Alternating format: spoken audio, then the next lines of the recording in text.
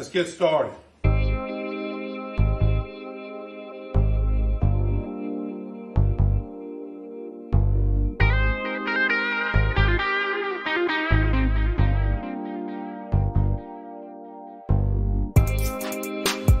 J.C. Sherbert. Woo!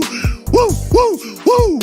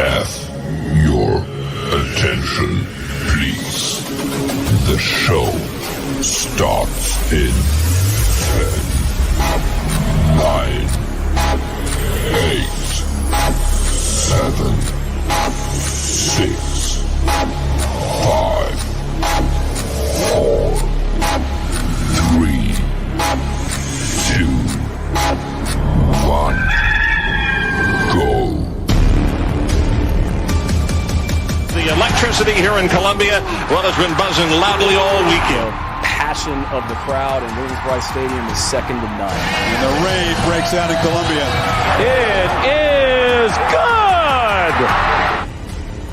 Gamecock fans, welcome home. See how it goes, but we'll be ready to go. It's time to root. Touchdown, Carolina! It's gone! Touchdown! What a hit! He baked it in! Can you believe it? Gamecocks have won this game! Here are your hosts, J.C. Sherbert. Oh, watch him celebrate now! Phil Molinex. My wife doesn't like hanging around losers. And Jamie Bradford. I'm going to tell you, you look like you joined Duck Dynasty.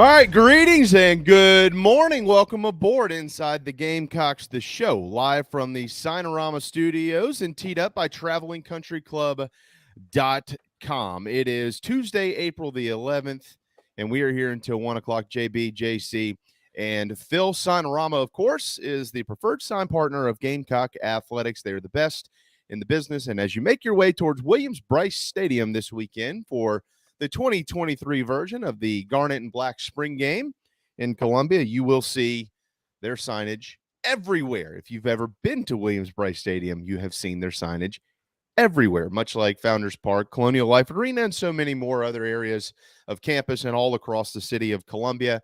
And, oh, by the way, all across the state of South Carolina. That's why we have chosen them to be our partner here. Signorama, 803-407-9284. Sorry I was out yesterday. Had a, I don't know, maybe she's figuring out how out hooky early, but one of my children apparently was sick, but once mom walked out the door to go see patients, she was fine. So we just kind of had to hang around all day, but she's at school today. And I've played that game before. I didn't start it at 4 years old, though, but glad to be back. We'll be joined by Lunch Pail Hale McGranahan at 11:20, so 15 minutes away from that. He's got the official post-spring depth chart out. It's official.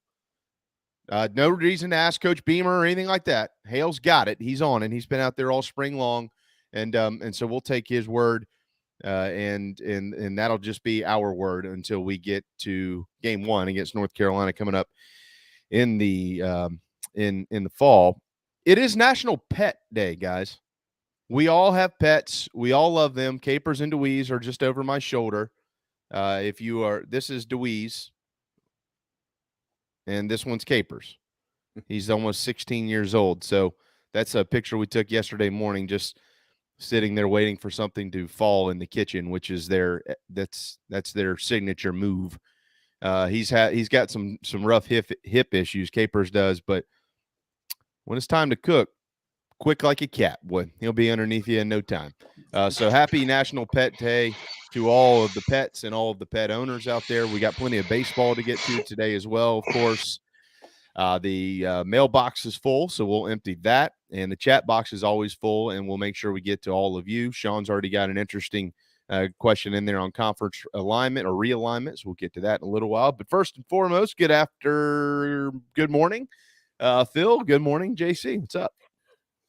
Good morning. No, doing well. I didn't realize it was Pet Day. I've got a couple of pets that Yeah, my dogs the hell out of me.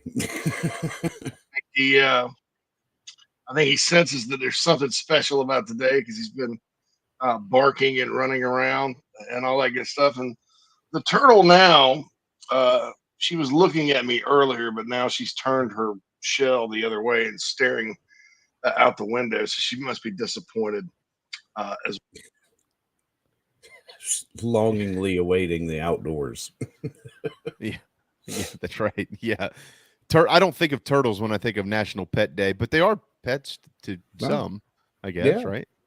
I know. Yeah. It's like people who keep snakes in their house. Do y'all know anybody that owns a snake? Not that I would hang out with. Yeah. There's some people that love them. Not me, dude. I'm not a snake person at all. No. At all. I mean, no. I mean, some people own these poisonous snakes and stuff. I'm like, how do you consider those? Not me. I'm not a snake person. Not me. My youngest daughter claims that somebody in the neighborhood owns a king cobra, but we've yet to confirm. Maybe somebody in the neighborhood drinks king cobra. Right. Remember that? Yeah, that's right. That didn't taste like battery acid or anything, did it? Yeah, dude. Yeah. It's been a long time. That was back when I would drink. When I was a kid, like college, you'd just drink anything because it was like $1. Yeah, and exactly. So you'd maybe go on the OE or the King Cobra or the Boone's Farm. St. Ides, Krieger comes in with. Yeah. Schlitz, malt liquor. No, I couldn't do all that. I mean, I got out of it. Nah, we did push lights and stuff. But. Brief time. I found my niche with Milwaukee's best. So you drink that now? No, back then. No, Oh, I'm too I rich. thought you meant like. I'm too rich to be drinking what the poor people drink. I'm a kid. Well, I'm like Miller Lights since I'm so bougie and all, but you know. yeah. Nah, man, all that stuff, man. That's for the birds. I can't get into all that stuff. And it's almost like the real sugary stuff. You know, like you remember when Smirnoff Ice became a thing? Probably 20. What do you think? 20, almost 25 years ago, somewhere in there. That was a thing, you know. And I know a lot of the girls I hung out with, like even like in high school parties and stuff, they'd all have Smirnoff Ices. I remember having one, and I was like, dude, this makes me want to puke. Just felt like you were drinking a bag of sugar. Yeah. Like I Mountain Dew really or loved something. her Zima. Yeah, I remember I came that. up in the Zima era. It was they'd put Jolly Ranchers in the Zima. You'd give girls nicknames based on anyway. So Yeah. Zimas. I hear you. But I think White Claw in some ways is the new Zima. Yeah. Unfortunately, and I drink the White Claw. So Well, those aren't bad. We're just not going to have that conversation because I'm embarrassed by it. No, don't look. Hey, when I was on ESPN, we had a conversation like this. This is probably been 4 or 5 years ago. And Bobby Harton, the next morning, I came into my office, and he had this professional thing put on my desk that said my man card had been revoked because I had publicly said, yeah, I've had Trulies and I've had this, that, and the other, you know. And here's a guy who only drinks Crown. Like, if you don't drink Crown, you're not a man, according to Bobby Harton. And so, but I don't have a problem. I mean, I don't sit around all day and drink like 12 Trulies. I don't really drink beer. But like if I'm at the pool and somebody's got like one that's decent and not too fruity, I'll have it. It's all good. And they're like artificially. So it's almost like you the drink cherry them over Coke. ice? Yeah, you can. And you could make what's called a Skipper Hicks, which is Skipper's one of mine and Phil's friends. It's a watermelon White Claw with some a slice of cucumber and vodka. I think there's a certain type of vodka, maybe cucumber vodka that's in it. Yeah, and a slice cucumber of vodka is pretty good. Yeah, and a slice of cucumber. It's very refreshing.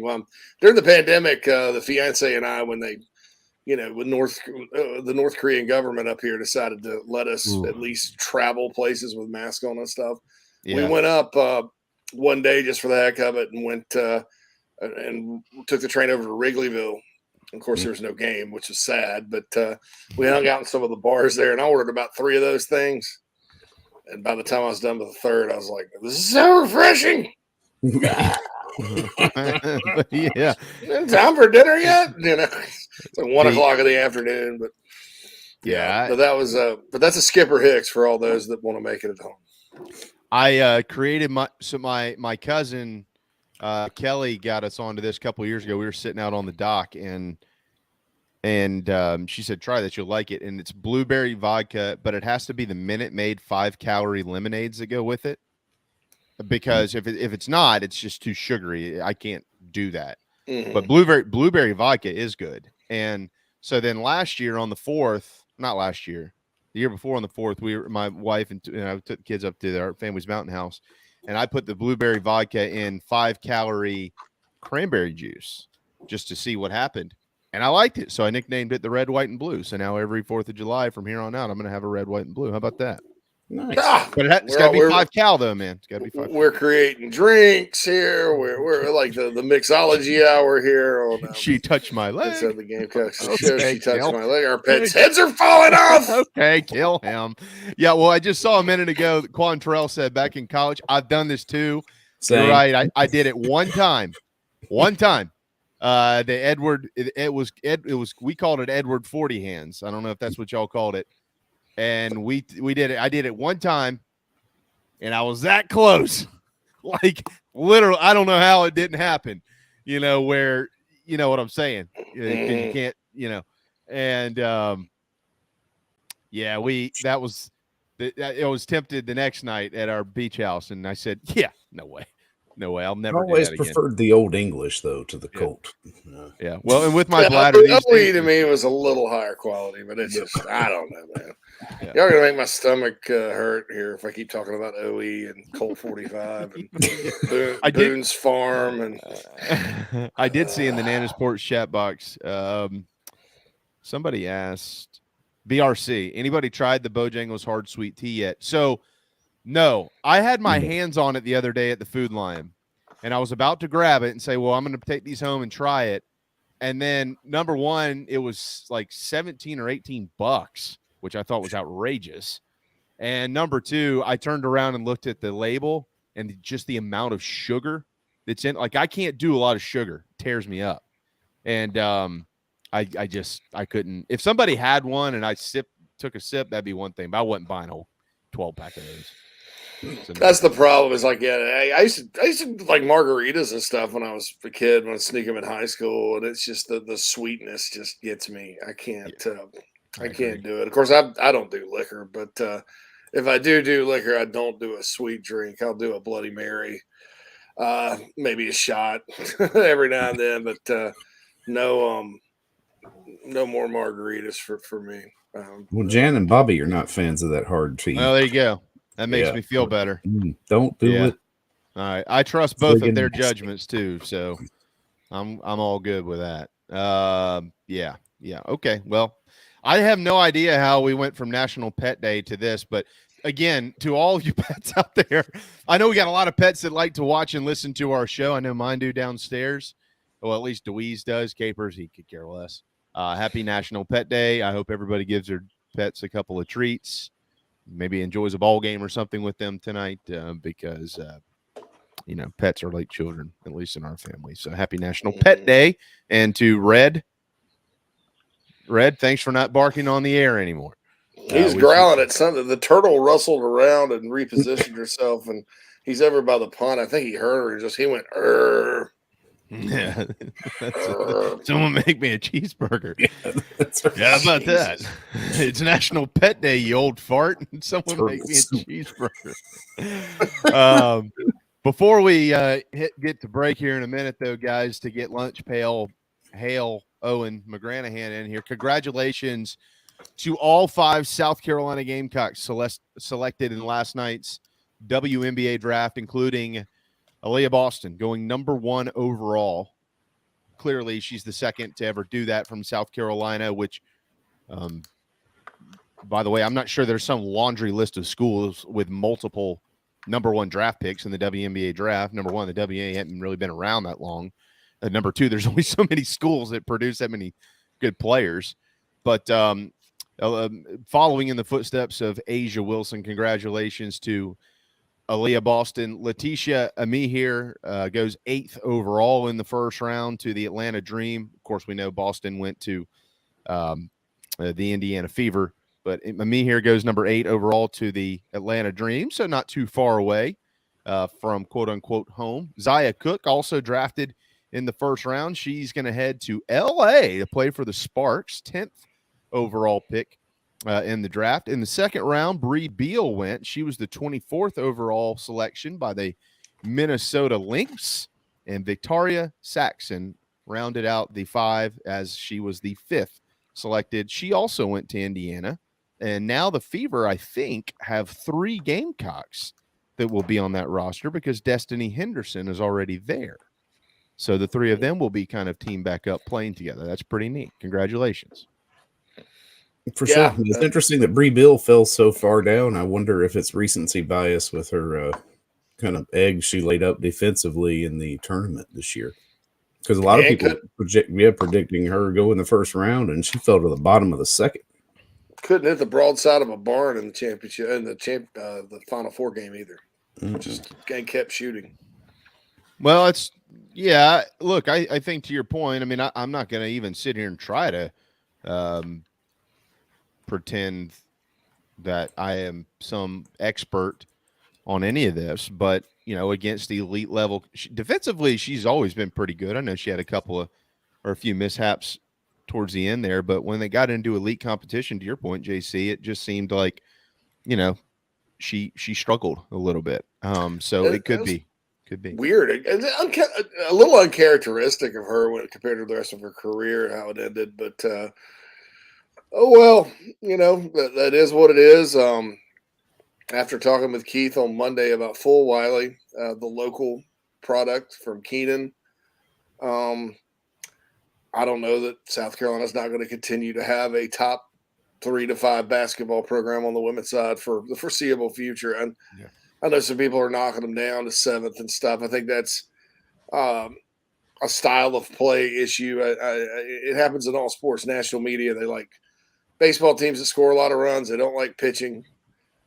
Some do. Most don't. The ones that know what they're doing love pitching duels. Most don't like defensive struggles in football, and most don't like physical beat you down basketball teams. And that's just how it is. I mean, that's why you always see coaches like Cliff Kingsbury, who just recently went back to college at Southern Cal, get all the benefit of the doubt, when a guy that coaches defense like a Gary Patterson or Kirby Smart, they're not all, sometimes they're not, before they've won and established themselves, the defensive guys aren't ranked as high, and God forbid you're a special teams coach and you get a head coaching job, God forbid if you want to be up the rankings, but that's just how it is. And that's why I think Carolina was 7th, but I have a pretty good feeling about next year's team.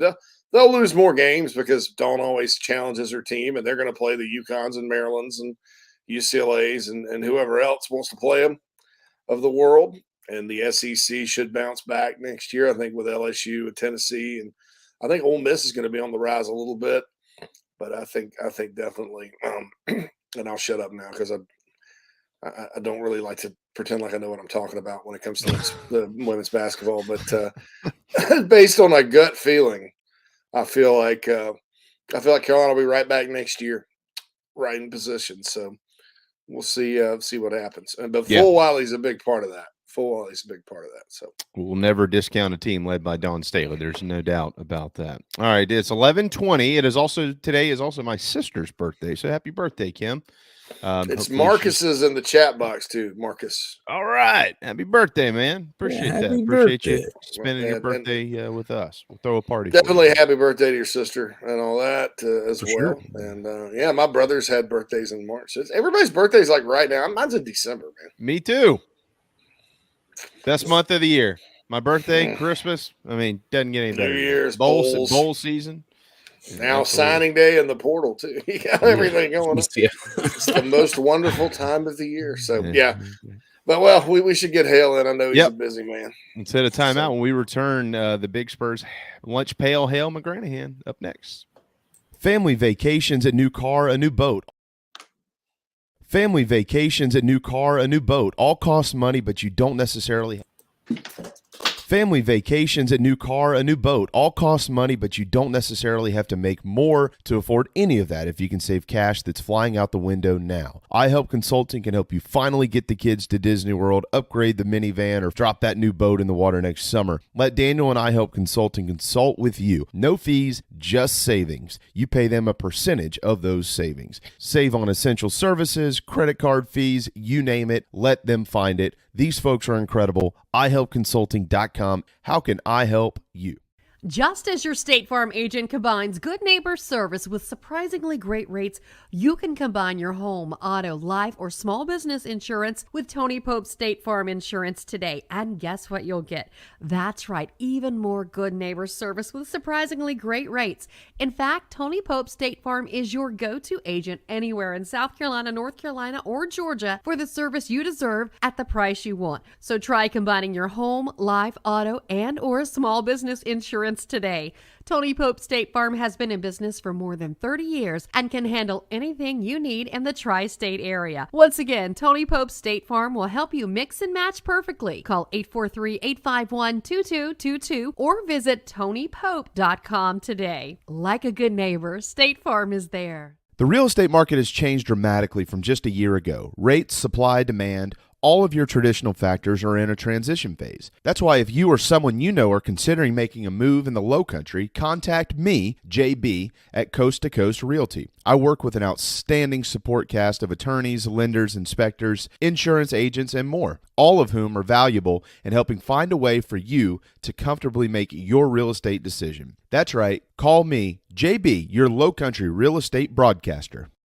Traveling to cheer on the Gamecocks? Reserve your hotel stay with Fan Plans.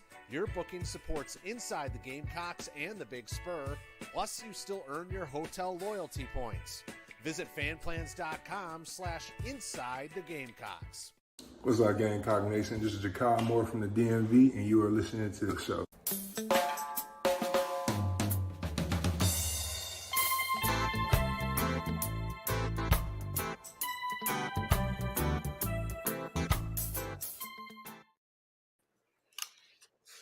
Everybody to Inside the Gamecocks, the show presented to you by Express Sunrooms of Columbia. Give John and his team a call, 803-446-4662. You got to get in touch with them to set up a no-obligation consultation to talk about how you could potentially turn your backyard into an outdoor retreat. And, of course, first hour of the show is brought to you by Cindy Searfoss and the Coldwell Banker Kane Realty team here in the Upstate. 864-414-5271 is how to get in touch with Cindy. She'll be happy to help you with all your Upstate residential real estate needs. And we're joined now on the McKellar Enterprises guest line by none other than the hardest working football guy, recruiting-wise, in the country, and the one we come to trust and respect the most, Hale McGranahan. How are you doing, sir? In the country, that's pretty lofty praise there, Phil. I appreciate that. I'm picking you up, man. I really want to, we got to drop it. Well, listen, I'm obviously having troubles doing whatever the hell it is I'm supposed to be doing on this show. So somebody needs to come in here and be a freaking expert. Are you hungover or what's going on up there? No, it's just latency issues with the buttons. And well, anyway, not. We'll blame it on Jay. Just blame it on JC. Yeah, I'll take the blame. Always. Hale, thanks for the late thanks for answering the late text. I'll put it that way, because no problem. I thought about this yesterday, but then didn't think about it again until this morning. So I apologize to you, my man. Beamer's coming up in a little while, so we know you got to get going. So we'll kind of move right along through this. But so have you given Shane your updated depth chart for the football team yet? I published it on the Big Spur, what I think it should look like, or what it might look like. I shouldn't say what I think it should look like, what I think it looks like. So maybe he took a look and we'll have some thoughts to share this afternoon. Yeah. Well, you remember when was it? Was it last year? One of those press conferences. Shane was like, "I know all you writers are going to have your updated depth charts coming out and stuff like that, but none of it means anything." Yeah. I just started laughing, and then here we are again. It's depth chart season. But I mean, honestly, actually, Michael Flint and I were both looking at your column this morning, kind of going over your work to proofread it for you. Oh, thank you. I need that. I do need that. Just kidding. Oh, and make sure everybody understands this. This is of people that have been practicing this spring. Clearly, there's guys that have not, like Jordan Strawn and things of that nature. And you pointed that out in there as well. But in that art, is there anything that has caught your eye that is correlated with what you wrote? Something from a depth chart standpoint may have surprised you, maybe up front on the offensive line or elsewhere? I don't know that I would say surprised. I don't want to sound like I've got a hard time being surprised. Like I know all this stuff, blah, blah, blah. But I just having been around it and seen it so much and talking to people and knowing kind of what they were planning to do and being out at, 3 or 4 practices for the first 20 or 30 minutes and seeing the same guys, lining up at the same positions or with the same groups I don't know that I'm really surprised. I mean, I guess the biggest surprise was going back to seeing Dakarrion or hearing about Dakarrion Joyner being a running back. But, at this point, I can't say I'm surprised by anything simply because all that stuff I just laid out. But it's also, 5 months before an actual game's played. So I don't put a lot of stock into who's running with the first team offensive line at center and left guard, like some people seem to be kind of hung up on right now. Like there's a long way to go. I mean, shoot, Marquis Anderson is a freshman and offensive lineman kind of come along a little slower, and he's already in the conversation as like one of the top 7 or 8 guys in the entire group. So 5 months from now, he might be one of the top 5 guys, and he's starting. Like we don't know what it's going to look like, and like you alluded to, JB, like Jordan Strong hadn't practiced a lick, Mo Kaba hadn't practiced at all. Like when those guys come back, what do things look like at linebacker and defensive end, and what if they get Derek McClendon from the portal and or another transfer in May? What does that do to the defensive end position? So I just don't. I write those things and put it out there, and people obviously read it and form conclusions and get fired up about things. But at the end of the day, it's like 4 or 5 months away from when it actually means something, and why I can kind of see why Shane Beamer's going to sort of roll his eyes when people get fired up about the depth chart. This is kind of, I'll let you and JC take this one back and forth, but on the offensive side, and then y'all can carry it right on into the defensive side as well. This is just my personal opinion. I'm sure I share it with everybody out there, but outside of Spencer Rattler and Juice, is there any position that you say, yes, as of today, starter, put it in pen, put it in bold, put it in marker, he's locked in?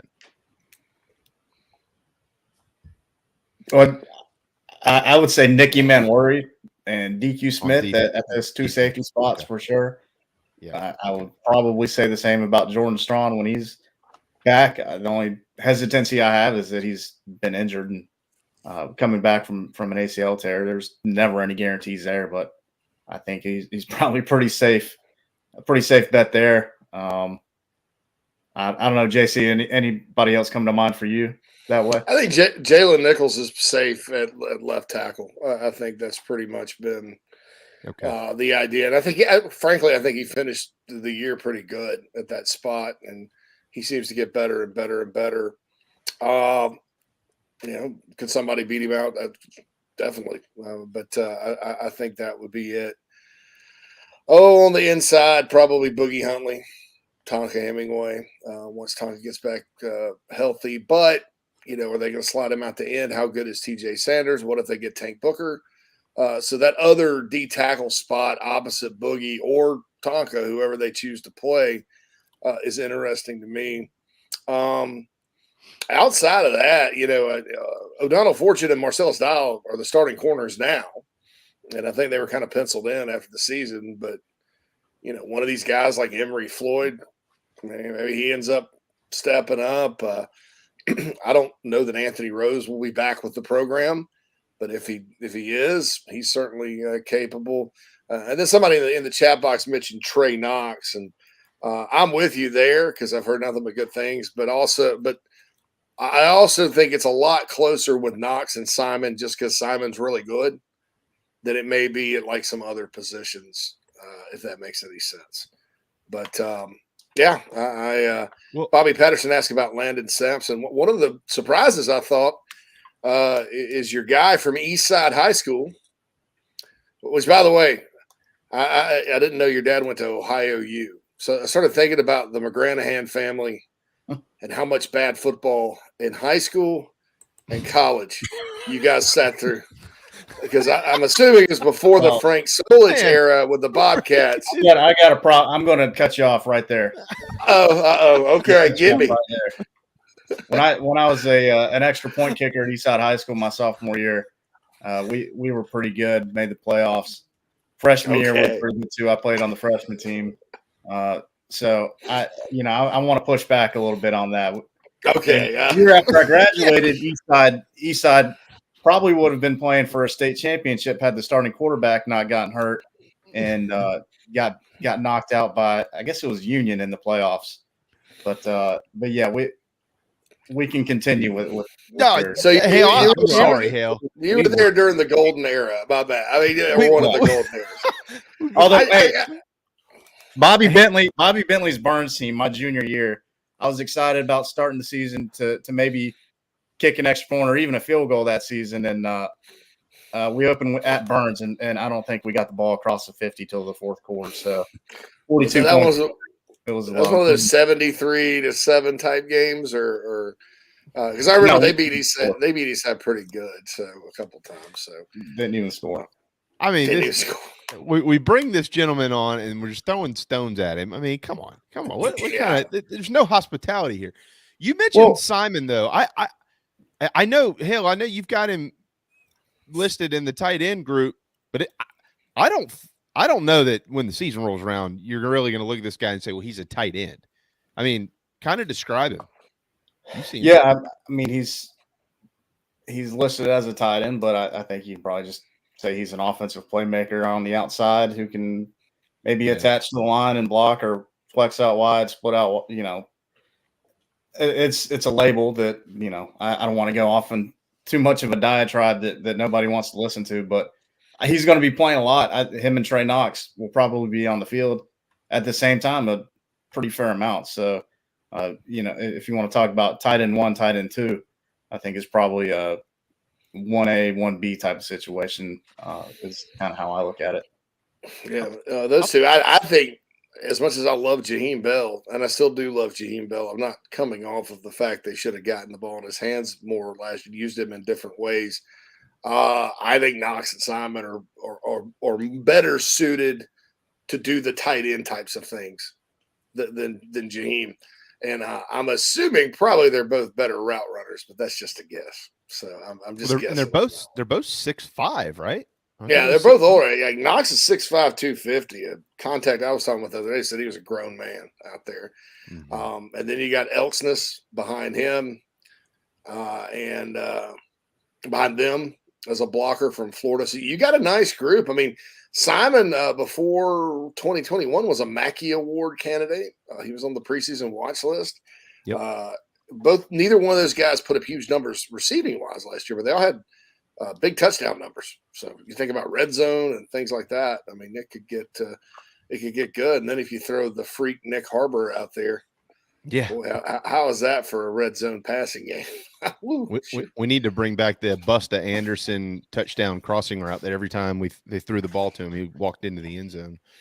Not to get, you know, obviously there's so much of this that's it's all going to unfold, you know, over the next few months. But this week is an important week, Hale. I'm not sure how much we'll see some of these guys in the game. I mean, a lot of these new guys we will see in the game for sure. I don't think we're going to see Rattler a ton. How much do you anticipate a guy like maybe DeCarrion Joyner playing on Saturday? I'm sure that question is going to be asked to Shane today. Quite confident it will be. But he has been a surprise, it seems, at running back. Maybe could be the starter in the fall. Who knows? So is it something where they're like, we got to get him a lot of reps, or is it like, well, we only have 3 scholarship running backs, so we also need to protect him? What are you hearing? Yeah, I would think that's probably going to be a debate, or has been a debate for that coaching staff here as they try to make a plan for the spring game. You know, do you want to get the guy some reps because he needs them, or you need to try to protect him a little bit because you're going to need every able body you can once the season rolls around? I would guess he'd probably have somewhere in the neighborhood of like 8 to 10 carries. I think they'd probably try to feature him a little bit. If for no other reason, he's kind of a face guy for the program, and a lot of people like DeCarrion.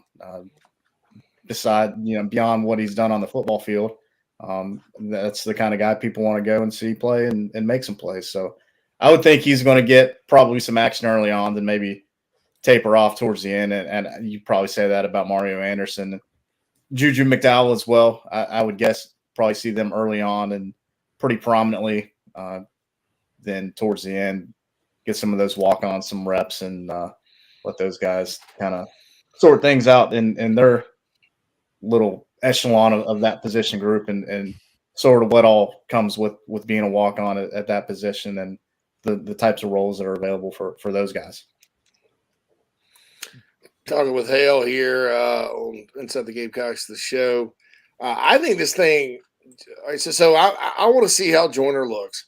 I'm curious to see what the linebacker guys, Pup and Stone, look like, just movement-wise. How much better has Debo Williams gotten? those kind of individual things. But I think just from a gameplay standpoint, I think it has a chance to become the Lenora Sellers and Tanner Bailey show at some point, because those guys are both really good.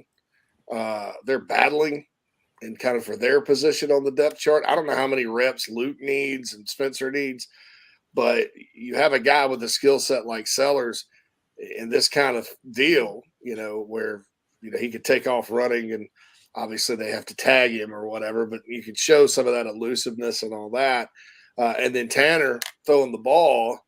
I think that could end up being a storyline we're all discussing after the game that really will have, barring catastrophic injury situations, minimal impact on next season. Yeah, I totally agree with you. I think those guys will probably be playing more than Rattler and Doty by the end of the day. I'm curious to see which of those freshman tight ends, whether it's Reed McKeska or Connor Cox, makes a couple big plays down the field on throws from those guys. And when you're playing in a spring game, you're putting out defenses that are kind of base, very vanilla, and you can probably find some mismatches down the middle for some of those types of plays where guys, those two guys in particular, could make a big catch or grab a touchdown, and going to leave some folks talking about how they need to play this fall, and I think we'll probably have to push back on that if that's how it plays out and say, well, Trey Knox, Josh Hyman, Nick Elksness are older and bigger and a lot more ready to contribute than those guys. Last year, the walk-on linebacker from Chapman, is it Polisaro, something like that? Dude was all over the field. DJ Twitty, another kid from Chapman, walk-on, transfer from East Tennessee at running back, was awesome. Rashad Amos had a big night, I thought. And yeah, so there you go. What is our? I know we're pretty much out of time with you, man, because you got to get going. But will we really see anything that will help us identify a Dowell Loggins run offense this week in your mind? And then my final question, if you can remember these two. I know they're on commitment watch this week for transfers / 24 classers. What does that look like? Who are we watching for in those announcements? And what is the guest list? I know you can't probably name all of them off the top of your head, but kind of summarize the guest list for us on Saturday at the spring game. Yeah, so Dowell Loggins offense, and what kind of we'll see on Saturday, and what are you asking? Like, what will we see from that, and how we'll associate it? Yeah. I mean, is there anything that we're really looking for? I mean, anything that you've kind of caught in your ears caught wind of that? Hey, look. No, I mean, honestly, as far as specifics, most people I've heard from and talked to, and it's been kind of tight-lipped. I don't think they want to let the cat out of the bag. They're trying to keep as many secrets as possible, and I'm sure there will be some wrinkles. Maybe Saturday. I don't know. I think they'll probably try to just keep it as vanilla as possible. Vanilla. I mean, yeah, they're probably going to run some stuff that's similar to what they did last year, because they've talked about there being some carryover, and I don't know if there's going to be anything that just really jumps off the screen to anyone watching or off the field, if you're there in person, whatever, that's going to be like, oh, so this is Dowell Loggins' offense. All right. Like, I think we're probably going to have to wait till, September before we can start making those types of deductions, or have the opportunity to make those type of deductions. As far as recruiting wise, and this week with guys announcing, I guess the first one on the calendar is Tank Booker, the defensive tackle, who JC mentioned a little while ago, who's transferring from Maryland. And I've heard similarly to JC, and JC's been all over this thing, that I think South Carolina's in pretty good shape. Like, there's Texas A&M is involved. He's got Ohio State in his top 5. He's originally from Cincinnati. I don't know how much of a player Ohio State is legitimately for him. Like, are they really pushing for him? I don't know, but I think South Carolina's in good shape there. Then on Friday is of course Josiah Thompson, the 4-star offensive tackle from Dillon, who has been a big time target basically since day one, since the staff got here, and has shown the love that's been reciprocated. He's visited a ton. Obviously, he's the crystal ball, and I think South Carolina is going to end up adding him to the class here Friday morning, and then Saturday with the recruiting and the guys coming in. The headliner of the weekend is Dylan Stewart, the 5-star defensive end from DC, who's visited a lot over the last, I guess, year or so, and we'll be back again this weekend, and certainly going to be a guy we'll be talking a lot about moving forward as South Carolina and just about everybody else in the country continues to recruit him, and we'll see where this thing goes. He's got an official visit, of course, in June as well. So Gamecocks are firmly in the mix for that guy, as well as a lot of the other guys who are coming this weekend, like a Daniel Hill, 4-star. South Carolina's recruiting his running back out of Mississippi. It's an impressive list. Put out most updated version of it last night in the VIP room, and we'll continue to add to it throughout the week and as we get closer to Saturday night. What awesome. Hey guys, what about the McClendon kid from Florida State? Any word? Oh yeah, I read what people were asking about it. I went and actually clicked on the article and read it. My friend Bobby Burton actually reported that Texas was kicking the tires, but he also reported, the kid's expected to stay in the Southeast. So I think it's a little bit of a nothing burger. I think anytime, and we have a guy, and I like the fact he posts links on our board and stuff. I like guys. Dylan, I think, is the guy that did it, and we got a couple of them that love to put the Corn Blue links up, and that's fine. It makes our community, but I wish people would read because it came from fan-sided on top of that. Oh, jeez. And I'm like, but I actually went. It was actually a well-written article by whoever covers Texas for fan-sided, but it clearly states staying in the Southeast. I guess Texas doesn't quite consider themselves part of the Southeast yet. So, and I guess it's not. Texas is its own thing. But, Dylan Ho is his name. So, I mean, I'm not coming down on him, but I wish people would actually read it instead of panicking. I don't know if you feel different, Hale. How do you feel about McClendon? No, I don't. I haven't heard anything one way or the other besides what you've posted and shared with us. Feel good. Yeah. At a position like defensive end, though, you never know who's going to pop up and want to go get them because it's a premium position. I mean, we look at some of the top defensive ends in the portal for this cycle, and 2 of them were getting ready to play in the Garnet and Black spring game last spring. Like, there's just not a lot of them out there, and if they are out there, if they're moderately productive, kind of like McClendon's been, they're going to be a hot commodity, and you never know how many folks are going to try to toss their hat in the ring and what all is going to be going into the ring with that hat. If you can pick up what I'm putting down, there's just sort of like a grin and bear it type of thing when you're recruiting the portal, especially at a premium position like defensive end. So it's kind of day to day. And to quote Obi-Wan Kenobi, there is another out there when it comes to DN recruiting. Trust me on that. But we'll see what happens when the portal opens back up in May. I think the kid being from Tucker helps Carolina because think about all the Van went there, Wanham went there. Now that was the old staff that recruited there, but I think there's some familiarity, and I think Taylor Edwards maybe being at Maryland helps with Tank Booker a bit, but I don't know. Hey, we'll let you run on that note. We know you got to get to the facility. Don't be late. You want to try to swipe that first question from David Cloninger. So, but as always, thanks for everything you do, man. Great stuff. And we'll be following along as you take us right on through the spring game and into the summer, as always. We'll have you back soon. All right. Sounds good, guys. I always enjoy being on with y'all. You're the man. Thanks Lunch Pail. Hale. See you, bud. Yeah. There you go. Hale McGranahan, the great kicker from Eastside High School. I didn't know Hale was a kicker. That's awesome. Yeah.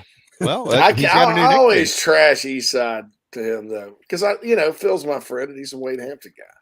Yeah, but they owned us, that's for sure. At least now, my ex-wife, who I get along with fine, no animosity with her. She went to East Side too, but I always teased her because when we were married, that's when Burns was beating them like 77-0. Yeah. Well, Burns, to be fair here, Burns beat a lot of teams like 77-0 back then. So there's a little bit of difference in the athleticism of those two teams when they played. Plus, you had one of the greatest coaches in the history of high school football on the sidelines. Probably like fair to call him the Steve Spurrier of high school football in our state because he revolutionized the style of play, just like and I'm talking about Bobby Bentley. Correct. Yeah. So talked to Bobby the other day. He was in Germany on a vacation. Sent me some pictures of Bavaria. Pretty interesting.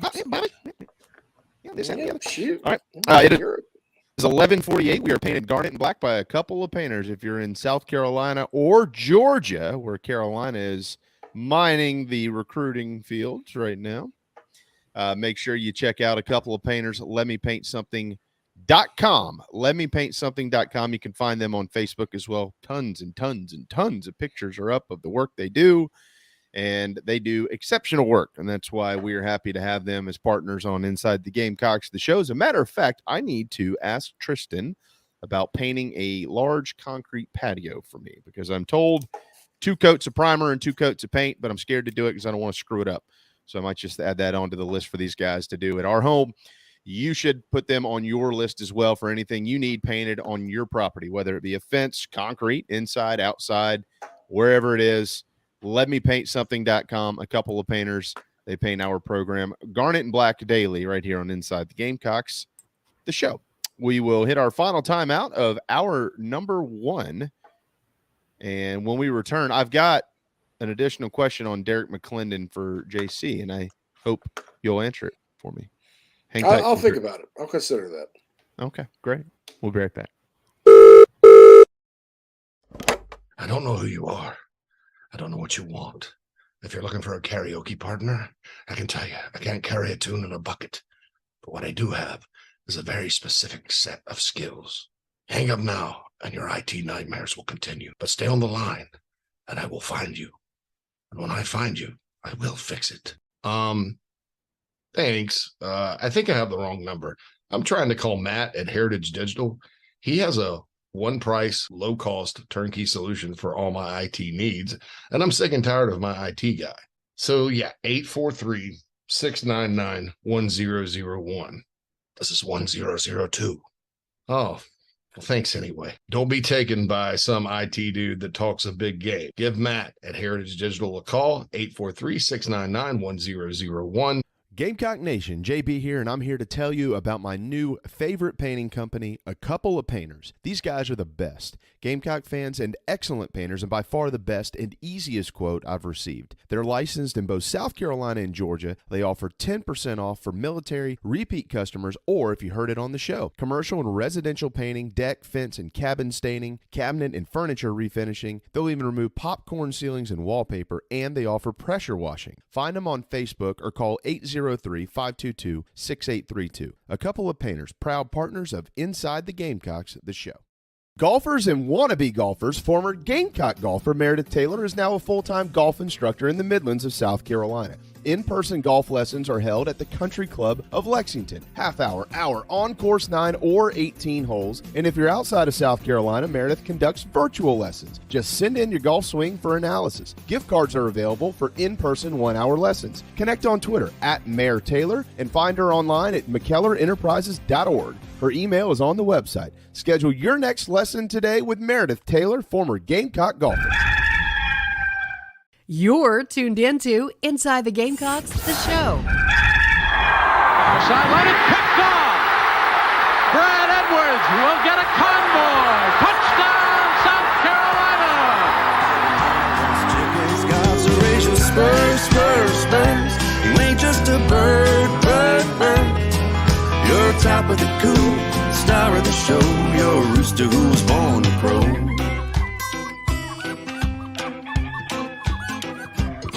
Well, I bet you wonder when you win or lost a step or two. Welcome back, everybody, to the Signorama Studios. Inside the Gamecocks, the show presented to you by Express Sunrooms of Columbia. Give them a call, 803-446-4662, to talk about how they can add some sunshine into your life. And, of course, first hour of the show brought to you by Cindy Searfoss and the Coldwell Banker Kane Realty team here in the Upstate. Cindy will be happy to take your call at 864-414-5271. We know many have reached out, so shoot her a message and set up something if you need any upstate residential real estate. Do have an updated top 10 for the upcoming NFL draft from Mel Kiper. We'll hold that to the top of the hour because there's something in there that's really interesting that I'll point out when we get to it. But all right, you know how they like when you're on some of these national guys, ESPN, wherever, one bold statement. You know, you hear that often. I'm not going to try to turn you into Skip Bayless or anything like that, JC, but I have a very bold question, and if you're bold enough to answer it, it'll give us some insight as to maybe where we are. If South Carolina receives a commitment from Derek McClendon, the transferring defensive end from Florida State, will he be the best defensive end on the roster? No. I think he'll be one of the better ones this year. I think if you're just talking about talent, Desmond Umeozulu is probably the best DN on the roster right now, followed by Jordan Strawn. And they're different kind of guys. You know, I like, if I'm just playing around in my mind with like what could look good, I sort of like McClendon as that guy that's good at pursuing the run from the backside. That's, you know, a good pass rusher, but not like one of these guys that's, you know, just a pass rusher. And then I like Strawn as a pure DPR, down pass rusher type. McClendon can also play in space. Florida State stood him up a bit. You know, kind of had that stand-up buck type position. That's what they do with their ends down there. So I think if you get a situation where to get your best players on the field, you have to go to a three-man front if you're Carolina. And obviously, I think that's a lot more realistic if you get Tank Booker, because then all of a sudden you got three guys that are nose tackle types. You got you know, Nick Barrett at 330, Tank Booker at 320, and Xavier McLeod, the freshman, at 320. You know, so McClendon's a guy you can stand up like that. I don't know about Strawn playing a stand-up type position, so maybe he'd be the opposite side or something. But I wouldn't say that about McClendon, you know, just because I think Strawn does a lot naturally. And then Umeozulu, it's not that Umeozulu, you can't go compete with it, but you in an ideal world, you know, you want to bring your freshman along somewhat slow. And remember, I said it before, Jadeveon Clowney didn't even start as a freshman. It's hard to play DN in this league. But, you know, so what you do with a guy like that, he carves out kind of a specialized role and still plays, but, you know, you're not necessarily counting on him to go out and give you 60 snaps a game. So, but he'd be up there definitely. I do think, unless Terrell Dawkins has just blown everybody away this spring, I would think McClendon would be, you know, battling it out with him, and probably based on most recent body of work, I would probably say McClendon would be a little bit ahead of Dawkins, but who knows really, since Dawkins has been hurt most of the time. If they would you call it less likely, more likely, or very likely that South Carolina adds both McClendon and Booker to this transfer class? More likely than not. You know, and the feedback kind of surprised me a little bit. I mean, in some ways it didn't, in some ways it did. The key with me with Booker was just how involved is Ohio State. He's an Ohio kid. They grew up dreaming of going to Ohio State. They're one of the best programs in the country. Obviously, you know, that's an attractive deal if you've been stuck in College Park, Maryland for how many years, going back home. But, you know, my understanding is that just kind of like, Texas is kicking the tires on McClendon, Ohio State's probably kicking the tires. And if you're the kid, you want them in your top five, because if they come in at the 11th hour and say, okay, a spot's opened up, let's say two of their D tackles hit the portal, are going to hit the portal. They figure that out. You want to show interest in your home state school. And then with McClendon, I felt pretty good about him the entire time. I think the Tucker connection there is big. I think the depth chart is attractive to him. One of the things about Florida State, they had a very crowded depth chart all of a sudden at the end. And I think he probably sees Carolina as an opportunity to come in and start and play a whole bunch to try to get to the next level. If he goes, I think he's a guy I think he's got 2 years left. So anyway, yeah, I think those two are key. Obviously, there are more needs that they're going to target in the portal once it opens back up. AJ Panamachan, I think he's going to stay a little closer to home. Probably, I would say. You're talking about the linebacker from Utah State. Panamachan, yeah, the Laotian Express, right? Mm-hmm. Of course, Nat's upset because she was hoping she could rally behind a fellow Southeast Asian. So are they? But I mean, are they? Well, I tell you what, we got to go to break. But I do want to know a little bit more about how much interest the Gamecocks have in adding another linebacker out of the portal. Because this kid's a linebacker from Utah State. So we'll stop you there and finish whatever you were going to say. They're not going to turn down a great player, and they felt like you. Or you can just answer it now. There's your question. That's it. We won't dangle the carrot for people to come back. Somebody told me he's a baller. So yeah, but we can talk about others. I want to talk about Dylan Stewart a little bit, the 2024 kid. All right. There's this thing called a teaser. You tease people, and they have to wait through the commercial break, and they come back. I just verbally urinated all over the teaser. Sorry about that, guys. Oh, no. No big deal. It's all good. That's what we're here for. Now, we got plenty still to discuss in recruiting. I know many of you love that, and we do too. So we'll get into that. Carolina baseball back on the diamond tonight, and they've got a trip to Vanderbilt coming up this weekend, as we all know. So plenty on that. And we'll get there's a lot of stuff we haven't gotten to in the Nana Sports chat box, but I promise you we're going to get to it right here on Inside the Gamecocks, the show. What's up, Gamecock fans? This is pitcher Noah Hall. If you want some delicious food for your event, I suggest visiting nanasports.com today to find out what they all have to offer. It's really good Southern cuisine based out of Charlotte, my hometown. I hope you guys go check it out. Go Cox and go Nanas. Are you looking to buy a new home? Kevin O'Connell with Union Home Mortgage is a local mortgage expert and Gamecocks fan servicing North and South Carolina. Whether you're buying a home, building your dream home with new construction, or turning your equity into cash, UHM's world-class service will ensure you find the perfect mortgage to achieve your home ownership goals. Call Kevin at 803-906-0244 or visit UHM.com today. Union Home Mortgage is an equal housing lender. NMLS 2229, LONMLS 1772182. Electric Bikes of Charleston offers the most fun you'll ever have on two wheels. The home of Oventon, Velotric, Magnum Bikes, and more, they sell to consumers all across the state and offer outstanding warranties and service after the sale. Their electric bikes are equipped with 5 levels of pedal assist plus a throttle, so you can ride longer, handle the heat better, but still get great exercise. Bikes are available for all ages and sizes. Visit electricbikescharleston.com or stop into their store in Mount Pleasant if you're in the Low Country. Electric Bikes of Charleston, powering Inside the Gamecocks, the show.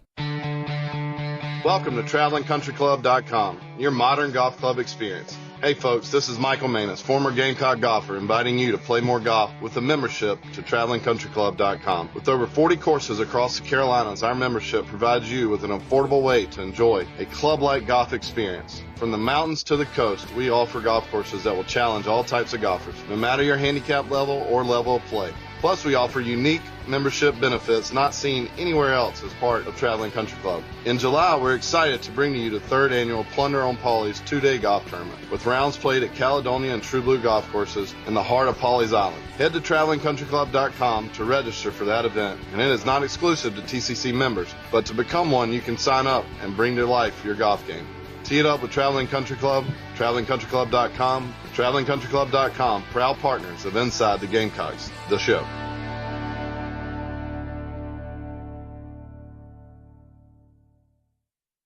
is Zachary Davis from Carolina Hoops, and you're watching the show with JB, JC, and Phil. Go Cox.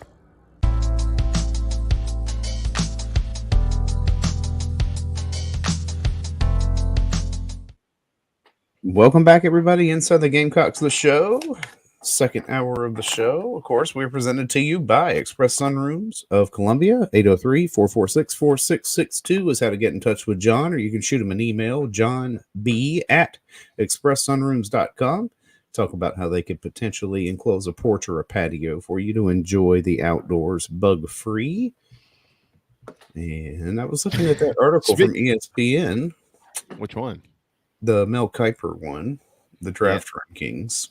Yeah, there's something that really truly stands out to me in there. Really? But I want to finish this conversation with JC real quick. Yeah, about recruiting. Yeah. And then we'll get to that. So I know you've got something on Dylan Stewart, JC, that you wanted to, of course, get out. But I guess one of the things that has, like, going to the defensive end position, if you go back and look at Carolina's roster, maybe what could be when if McClendon commits, right? So then you would have, I mean, I don't know that you can call it at this point in time Umi Zulu one of your top defensive ends, because he's never played a snap at South Carolina. Hope he is. And I agree with you. I think as far as an athlete goes, he's probably the best one they have. He is the future. I think I saw Clint say that earlier in the Nana Sports chat box. But as far as like the present, when they have to play North Carolina on September the 2nd, there's a legitimate chance that your best three defensive ends are all transfers. Jordan Strawn from Georgia State, Georgia State, Georgia State. Terrell Dawkins from NC State, and Derek McClendon from Florida State, which you could make the straight swap case here that they're taking the direct places, of course, of Jordan Birch and Gilbert Edmond. Now, I don't know that if Jordan Strawn were healthy, that Gilbert Edmond would have ended up being the starter. I don't know that if Gilbert had stayed here at South Carolina and Jordan Strawn got healthy, that Gilbert wouldn't still be the starter, or Jordan, or whatever it is. But this position, just like, this is the one that we, for a while in this program, right? South Carolina. I mean, gosh, guys, come on. Let's go back as far as we can go back. I'll just start with the John Abraham years and then push it forward. You always had superstar defensive ends at Carolina. Look in the league. You had guys that came in that were superstars and they left as superstars. You had guys that came in that were developed into superstars. But the one thing that you had was 3 or 4 years of those guys, right? Well, there's been a ton of turnover at this position over the last few years. Tons of turnover. And that is concerning, because they are signing good ones, but they're also losing good ones. And you just pointed out a minute ago, JC, that the best thing for this defense could be to switch to more of a 3-4, especially if you had a guy like Tank Booker and you got a bunch of heavy set dudes in the middle. You got to have that big elite nose tackle in order to do that. So that might be maybe their best way of doing it. But to prevent having to swap defenses in and out every year, it's also good to have a bunch of superstar defensive ends around. So can you evaluate it a little bit? Evaluate the defensive end position. Is it like this everywhere? Are we seeing this all over the country? What are the numbers in the portal? Is it just a South Carolina thing? Is it just a funny phase that we're in? Like, what do you think? Yeah, it's there's a lot. Some of it's just circumstance. In other words, the state of South Carolina normally puts out a bunch of well, let me back up. The Carolinas collectively put out a bunch of defensive ends every cycle. The vast majority of those guys, going back to the Muschamp era, have been from North Carolina, and Mac's gotten most of them. And honestly, not a lot of those guys have done much up there. So I don't know if Carolina was missing out or what. Or then you had a KJ Henry that goes to Clemson, and Clemson keeps stacking D linemen like mad. That's number one. Number two, Muschamp left the edge spot in pretty good shape. If you think about J.J. Enigbare and Aaron Sterling here, then you had Jordan Birch, obviously, who was here still. Gilbert Edmond was here. You left him here. And then the new staff added Jordan Strawn. Tried to get the kid from Carver's Bay that ended up at Tennessee. They're talking about drafting Byron Jones, I think's his name. The new staff didn't quite get him. And then during that transition year, the class of 2021, the state had two good DNs, Tyrion Ingram-Dawkins from Gaffney and Justice Boone from Sumter. Well, because it was in a transition year and because everybody kind of knew Muschamp was, this was do or die for him. And then you throw the pandemic in there, so there's no face-to-face recruiting. I don't think for a minute that if it were a normal year and Will Muschamp's job was safe, that South Carolina would not have gotten Justice Boone and Tyrion Ingram-Dawkins. But unfortunately, they didn't. And so those guys are at other schools. And when you miss on guys like that from within the state and you don't really have the recruiting panache to get out there and get it done, it can cause you problems down the road. So they add Strawn. They added Dawkins in the portal last year. So the next thing that happens is, Beamer and his staff do have momentum in state, and it's just Montague Rames from the state in 2023, that class. And he's suspended, unfortunately, now. Losing Jayshon Barham on signing day ended up being bigger than everybody thought, simply because Jayshon had a heck of a year at Maryland. I mean, really, I think freshman all Big Ten. So there's another guy that we just right there you had, and then you didn't get it. Beamer did mention, though, he was like, hadn't recruited well at edge in a while before Sterling Lucas got here, and he's right. And I don't think he was throwing Mike Peterson. Mike Anderson. That's the former St. John's coach, basketball. Mike Peterson under the bus or anything. It just hadn't happened. So you had Enigbare and Sterling take off after 2021. Then, even from just a depth standpoint, losing Birch and Edmond to the portal was critical. And nobody saw Birch coming. Edmond, people kind of knew, but, then you're like, well, how good is that guy really? Dawkins being hurt, Strawn being injured all year last year. Of course, he wouldn't be back this year if he wasn't. All that's kind of factored in, along with the fact there hasn't been that many DNs in the state. They've all been in North Carolina, and South Carolina hadn't done all that well up there. They were in it for that kid from Durham last year, right down to the edge. And he said if South Carolina was located, 10 minutes from where I'm at, like Chapel Hill, I'd probably be there, So some of it's just kind of the lay of the land in your primary recruiting areas. I think going and getting a Desmond Umeozulu from Maryland and along with Nick Harbor, and another thing too, Nick Harbor's not an edge. And when they started recruiting him, that's what they thought he was. So there's another thing. And I'm with them. Don't play him at edge. I'd play him at receiver. But you look at the 2024 class and who all they're targeting and some guys that they've built now 1-2 year relationships with. If they get their share, they're going to be fine. But again, it's not a lot of in-state. They're going out of state, having to go to Georgia and Florida and Mississippi and D.C.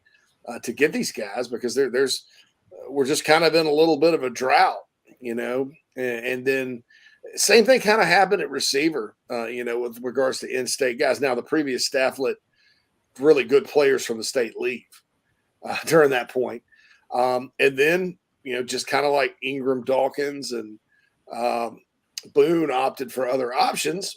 Antonio Williams and Adam Randall went to Clemson, and South Carolina normally would get, the top guys in state. Heck, they'd have gotten Mike Williams had the proverbial ball not been dropped. But, so the same thing kind of happened there. I don't think it's in as dire straits as receiver was when this staff took over. And I do think the portal kind of can allow you to get through without it impacting the bottom line, which is winning. But make no mistake, getting Montague Grames back, if he's able to come back and developing him is going to be good. developing Umeozulu is going to be huge. And then they need 3 or 4 guys in this class to come in and be edge players for 2024 that are really good, that they can continue to develop. And I think they will. You know, Dylan Stewart's obviously the big name. I think South Carolina's got a good plan in place to be his ultimate choice. But when you look and you see the other 3 schools right now, for all intents and purposes, are Alabama, Ohio State, Georgia, it's going to give you a pause. I was on 107.5 this morning, and I said one of these things is not like the other. Preston and Bill were like, "Oh yeah, Ohio State's not in the SEC." So I thought that was pretty good. But you know, there's other guys. You know, like the Franklin kid out of Mississippi, Carolina's in it for. Justin Green out of Georgia, that kid whose name escapes me, from Booker T. Washington in Atlanta that visited the other day. You know, there's some guys down in Florida they're in on, so they'll get guys. Don't get me wrong. And then you never know what's going to pop up at camp. But I do think that this is an important cycle at that position and at running back for the Gamecocks to kind of start building some current and future depth and making it to where you're not stressed in the portal, you know, trying to fill what you don't have every spring.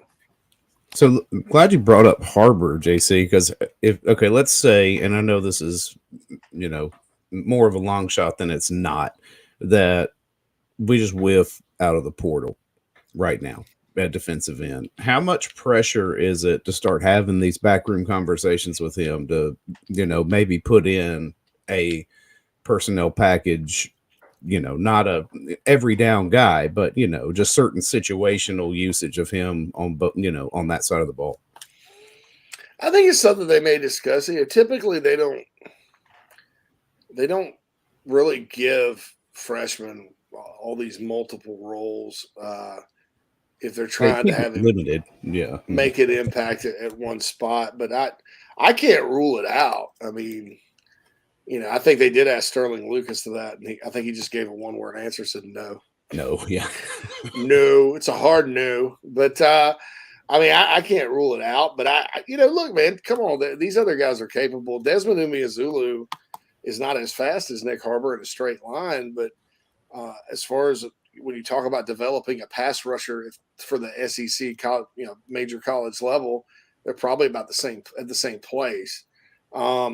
You know, obviously you get a guy like Derek McClendon, experienced guy and whoever else they get from the portal, that could be something. But you know, and Clint, by the way, said Cameron Fountain. Yeah, he's a DN. He's the taller guy. He's from Booker T in Atlanta. Really good player. So, you know, so we'll see what happens.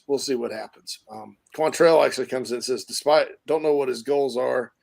If he got an incredible bag, Carolina couldn't match the good on him. Like JC said, they're in high demand. Yeah, see what's crazy about it?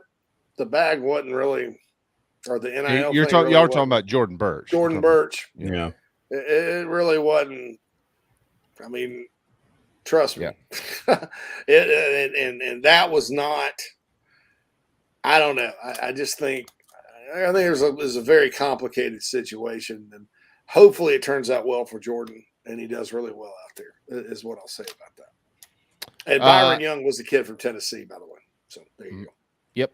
Yeah. Byron Young. Okay, so to summarize this conversation and looking to the future and giving the people what they want here, JC, over the next 6 days through the end of the weekend with the spring game and the amount of kids that'll be on campus this week, some anticipated announcements coming up. Over under South Carolina lands via the transfer portal and just recruiting 24, 25, whatever it is, recruiting classes. Carolina lands over under 3.5 players this week. Like one calendar week from today. Yeah, as in like we'll cut the mics on next Monday. They will have landed over or under 3.5 via both the portal. I'm going under. I'm going a little under just because. So you're going with 3. Many times guys visit for the spring game and they do shut it down. But these days they go and they got to get with the edit guy and make an edit. They got to get the video. They got to get the respect my decision. Okay, but that's the public side of this, though. The private side. The private side, are you going over under 3.5? On the private side, I'll go over. Okay. On the private side, but don't expect me to talk about it because I'm not going to. Well, I didn't know. Yeah, That's not you specifically, JB, but the audience. I'm not going to sit here and give away my secrets and ruin the kid's moment. But yeah, I think there'll be more than 3.5 players that inform the coaching staff at South Carolina. They're going to be Gamecocks within the next 7 days. Okay. Well, there you go. You heard it here first. Dial up, tweet Shane Beamer, let him know JC has spilled the beans. Now, who are those players? I'm just kidding. That's I think that reverting back to a conversation we've had multiple times around here, that what they are able to, what they're doing right now. I mean, clearly you would know better than I would, but it seems unprecedented because what they have been doing in the month of June, the last we figured out that June is Shane Beamer recruiting season. Like the last couple of years, I mean, honestly, y'all remember last June and obviously, and clearly the June before, but then last June too, like there wasn't a program in the country. If you follow recruiting, there wasn't a program in the country that got more attention than this one.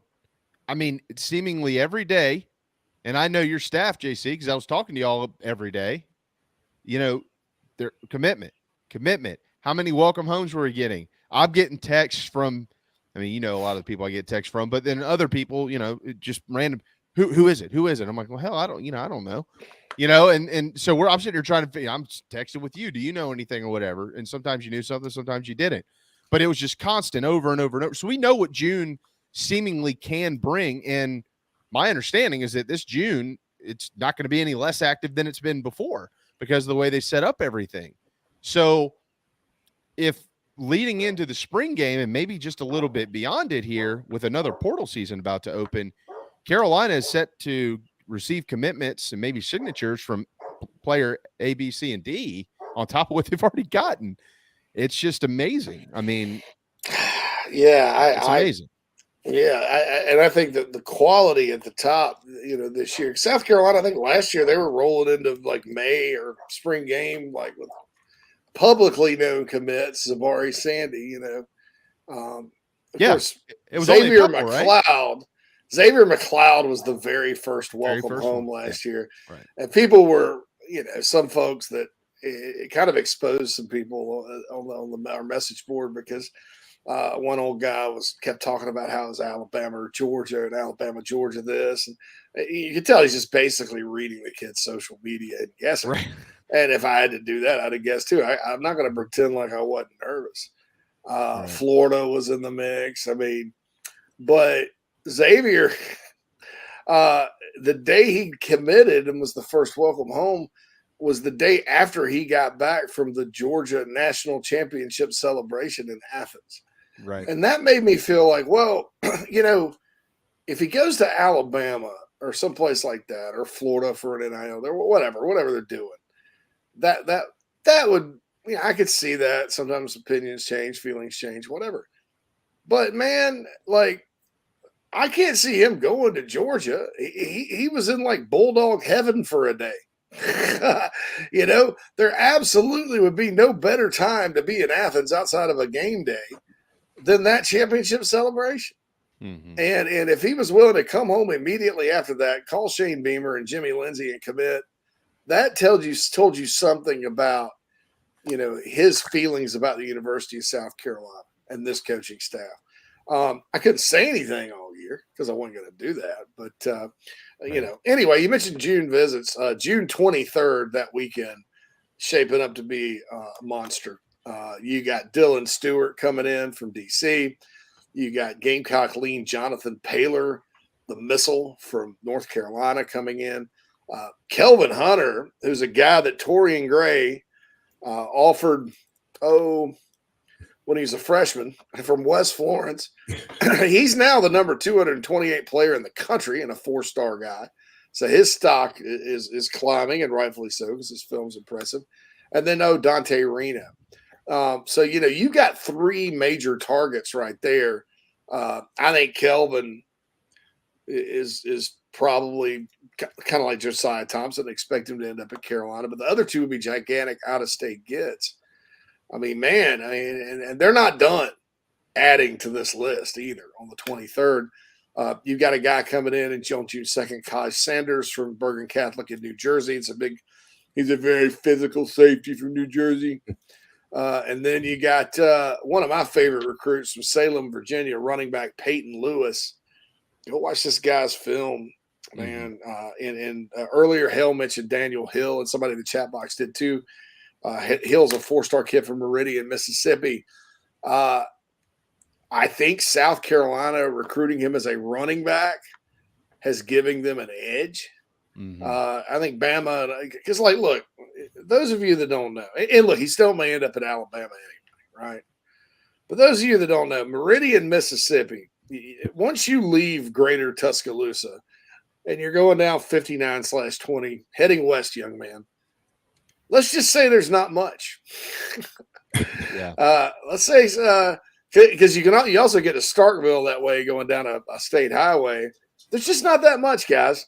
And then once you get to the Bama state line, and there's Meridian. It's just like Augusta in South Carolina or Charlotte, South Carolina, maybe Savannah, when you cross into another state and there's a city. So Meridian is. It's about an hour from Tuscaloosa.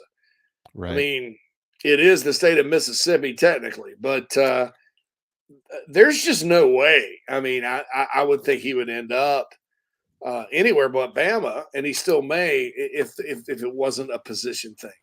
And Alabama's, or maybe he's down Alabama's board. We just don't know. But I think South Carolina, I think Mississippi is a wonderful place to recruit. I think this staff's done a great job with high school. I mean, Carolina's always got JUCO kids from over there, but a lot of times they're from South Carolina. Landing guys like Stone Blanton, even Corey Rucker was a nice get out of that state. They don't have a whole lot of players, but if you get 1 or 2, they can be pretty good. So I think that's Daniel Hill is another one to kind of keep an eye on. Just in terms of a highly regarded out-of-state guy that could fall the Gamecocks' way at a position of need. It's incredible. What they're doing right now from a recruiting standpoint is really, truly incredible. It is time for a timeout. We'll hit that.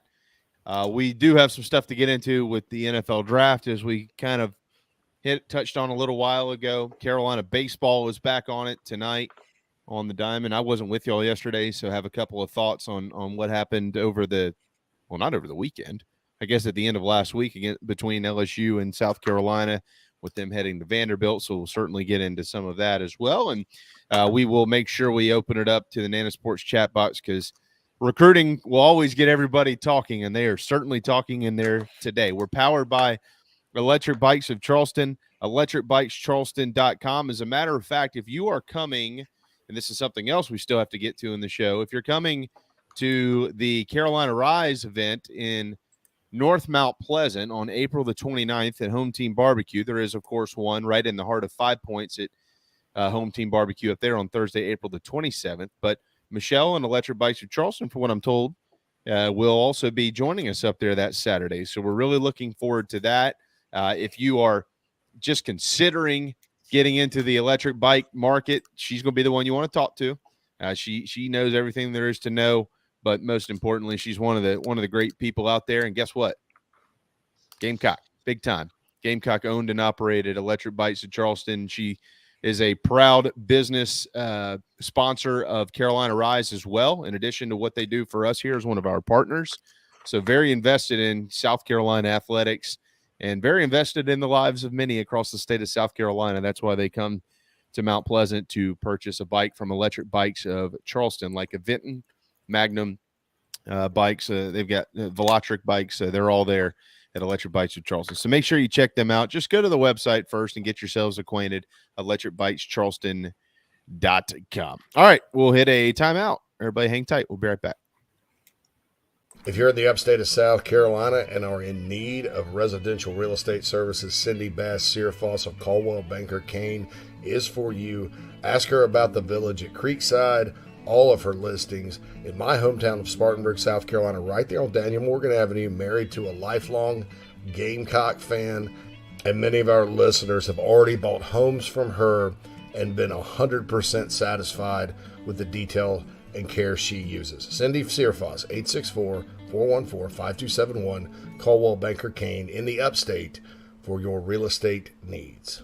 Coach O here, and when I'm not eating average jambalaya or celebrating endless summer in Destin, I like to eat pimento cheese straight off the bucket. And the only pimento cheese I like to eat is from Nana's Porch. It's award-winning, it'll melt in your mouth, it's good on a cracker, it's good in a bowl, it's good on a piece of bread. Also, don't forget Nana's Porch has a hell of a food truck. It's award-winning as well, and they're here for all of your catering needs. So get online, nanasporch.com. It's good. Coach O signing off. Endless summer, go Tiger. The preferred sign partner of Gamecock Athletics is Signorama Columbia, and they should be yours too. A full-service sign company that handles design, production, install, and service, Signorama Columbia has helped to bring to life the perfect vision for so many all across South Carolina. Owned and operated by proud Gamecock alumni, they can handle all types of signage, including interior and exterior, vehicle graphics, and more. Go to Signorama.com and find the West Columbia location, or call them at 803-407-9284. Bring your brand to life with Signorama Columbia, and go Gamecocks. Hey man, are you sick and tired of your business computer guy? Yes, he takes forever to call me back and doesn't always respond to the requests. Yeah, same here. I'm paying him good money. I constantly have issues, and I'm worried he's not backing up my network and securing it properly. You know what, Phil? Let's ask Stone Blanton. Hey, JC and Phil, if you want a solution to your IT problems, give Heritage Digital a call. Our boy Matt Odom has a low-cost, one-price solution that will get you running right. Call 843-699-1001 or heritagedigital.com and ask for Matt. He will hook you up today and tell them Stone sent you. This is freshman All-American Nicky Memorial of the Carolina Gamecocks, and you're listening to The Show with JC and Phil.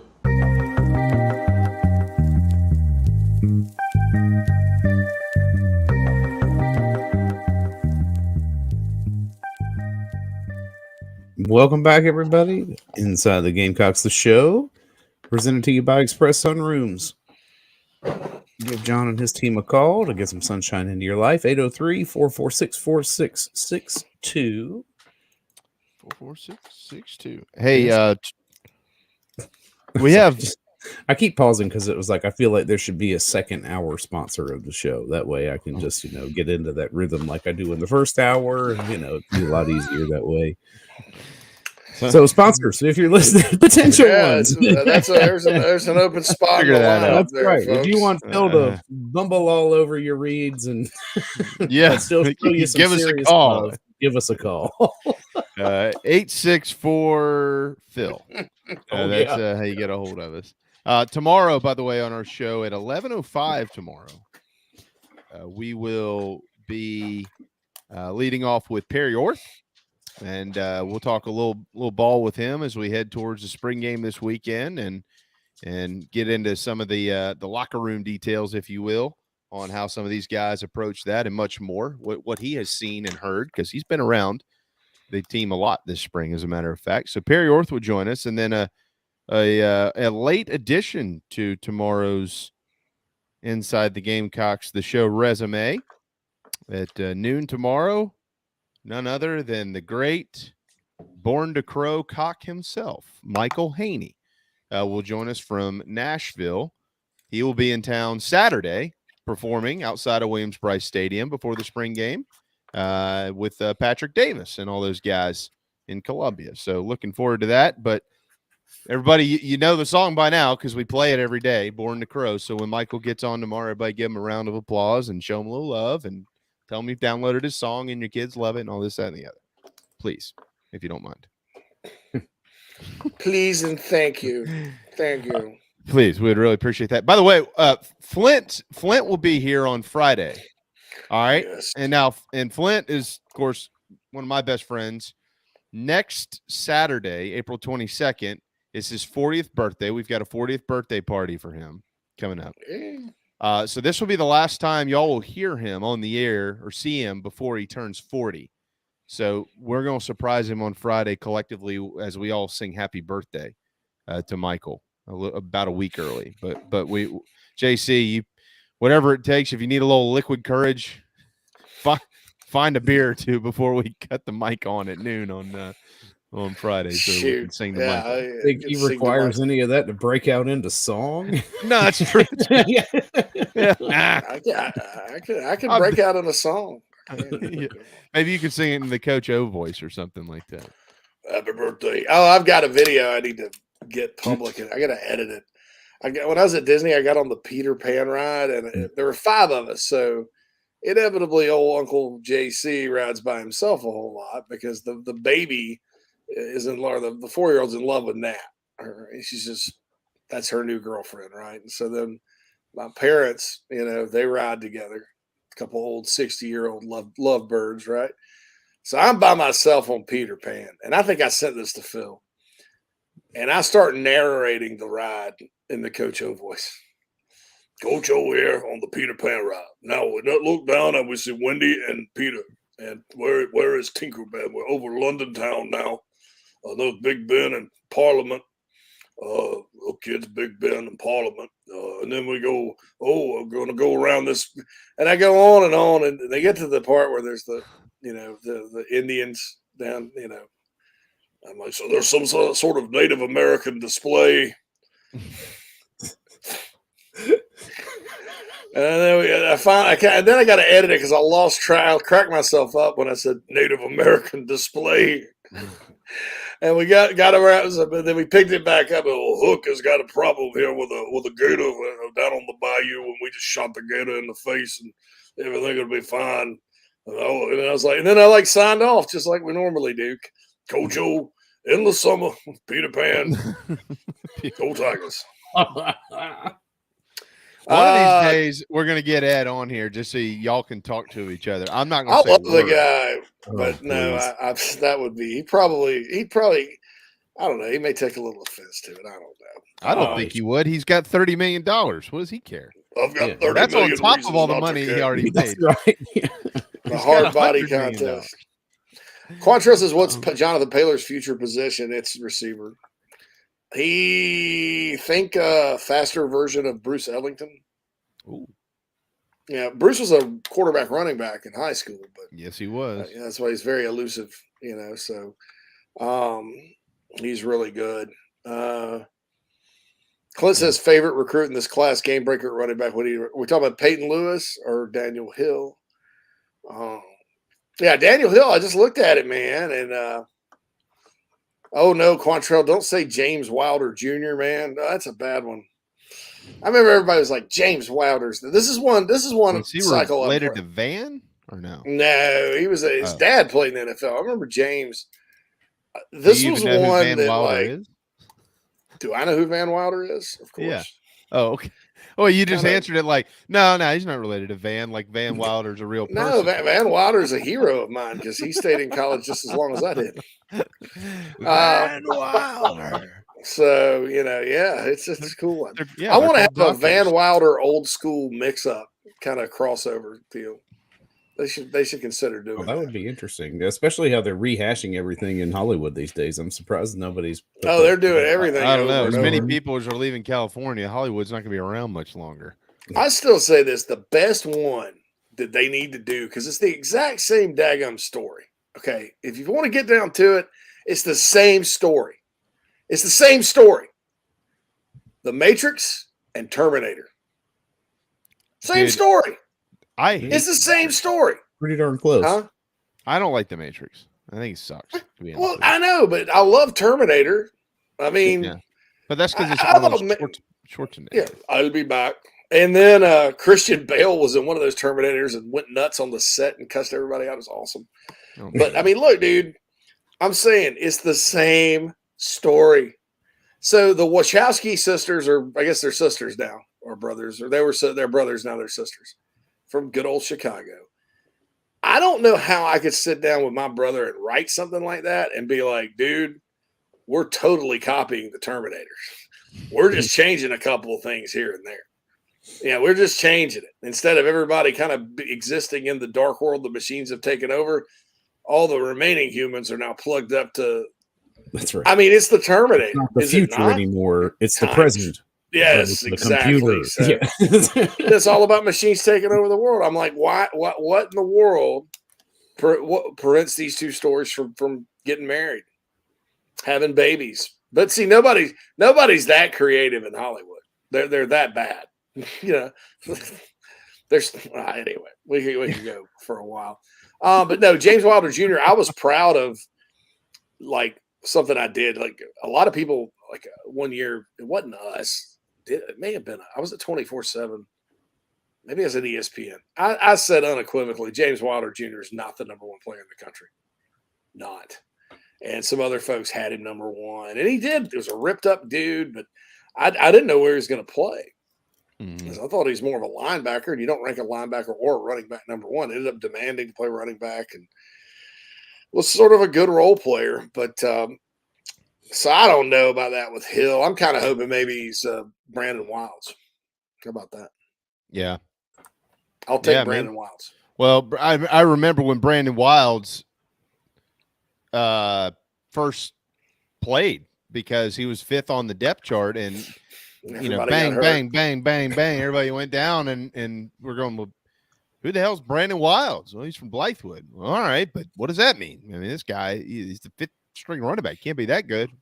Kind of worked out. Played in the NFL. I mean, you know, so of course that was also the Steve Spurrier system, and that's one of the things. And this is, again, you know, we won't have enough time for this conversation, but this is for another day where I hope that, unlike what we've seen the last couple of years, you have a system with Coach Loggins where it is much easier to plug and play because the system allows it.